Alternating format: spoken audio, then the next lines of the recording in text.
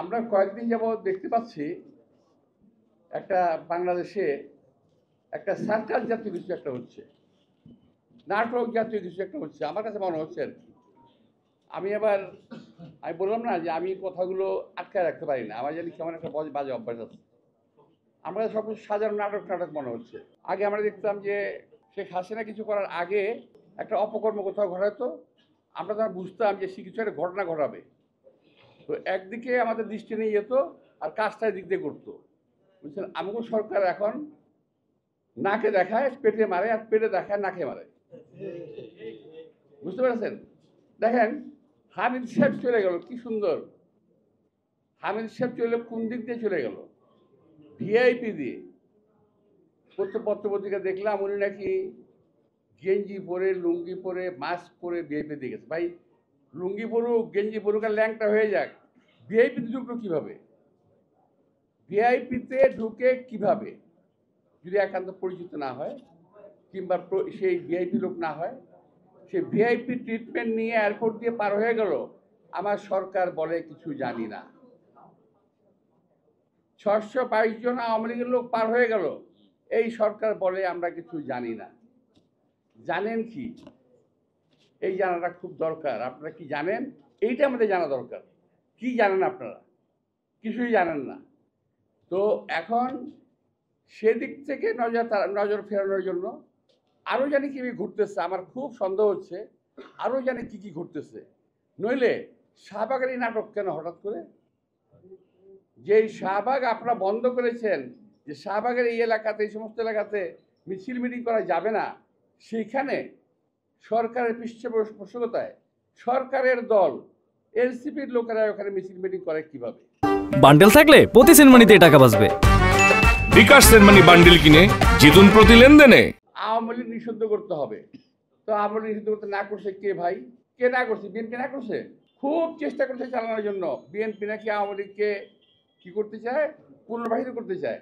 আমাকে বড় ঠেকা পড়ে গেছে ভাই, বিএনপি আওয়ামী লীগের পুনর্বাসিত করতে বড় ঠেকা পড়ে গেছে। জীবন থেকে আমাদের 17 থেকে 18 বছর আমাদের নিয়ে গেছে, পরিবার পরিজন থেকে বিচ্ছিন্ন হয়েছি, শ্বাসপ্রাণী করেছে, আমাদের পরিবার পরিজন কেউ সুস্থভাবে বেঁচে থাকতে পারে নাই। এখানে যারা আছে, একটি কর্মীও তার বাড়িতে 17 বছর ঘুমাতে পারেনি শান্তি। আর সেই আওয়ামী লীগের সঙ্গে আমরা করব, ওদেরকে আমরা আবার প্রতিপালন করব, আবার ওদেরকে পুনর্বাসন করব। এটা হলো যারা বিএনপিকে জেলাস করে, অর্থাৎ দেখতে পারে না, পছন্দ করে না, যাদের অজনপ্রিয় একটি দল, এরা গোষ্ঠী, এরা বিএনপিকে কালার করার চেষ্টা করছে। যে যারা আজকে বলে যে বিএনপি পুনর্বাসিত করতে চায়, তারা আসলে দেশ এবং জাতির শত্রু। কারণ একমাত্র বিএনপি একমাত্র আছে বাংলাদেশকে এখন বিদেশি শত্রুর হাত থেকে রক্ষা করার জন্য। যে কোনো বিদেশি প্রভুদের হাত থেকে রক্ষা করার জন্য একমাত্র দল বিএনপি আছে বাংলাদেশে, আর কোনো দল নাই। যদি থাকতো তারা আজকে আওয়াজ উঠাতো। সচিবালয়ের ভিতরে আওয়ামী লীগের নেতা কর্মীরা কি করে, আওয়ামী লীগের সচিবরা বিএনপি সচিবালয়ের ভিতরে কি করে এখন পর্যন্ত, যাদের এখন জেলখানায় থাকার কথা, তারা এখন সচিবের দায়িত্ব পালন করতেছে জেলখানায় বসে।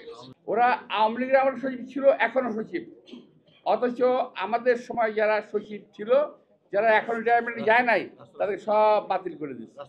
এখন আরও শুরু হয়েছে, প্রশাসনে বিভিন্ন এলাকাতে পরিবর্তন শুরু হয়ে গেছে। কে বিএনপি কোথায় আছে, হয় বিএনপি দিতে হবে, বিএনপি বাতিল করে কমপক্ষে জামাত দিতে হবে, জামাত না হলে আওয়ামী লীগ দিতে হবে। আপনারা খেয়াল করে দেখবেন, থানা, পুলিশ, কোর্ট, কাছারি, সচিবালয়ের ভিতরে এই কর্মকাণ্ডগুলো শুরু হয়ে গেছে। বিএনপিকে রাখা যাবে না।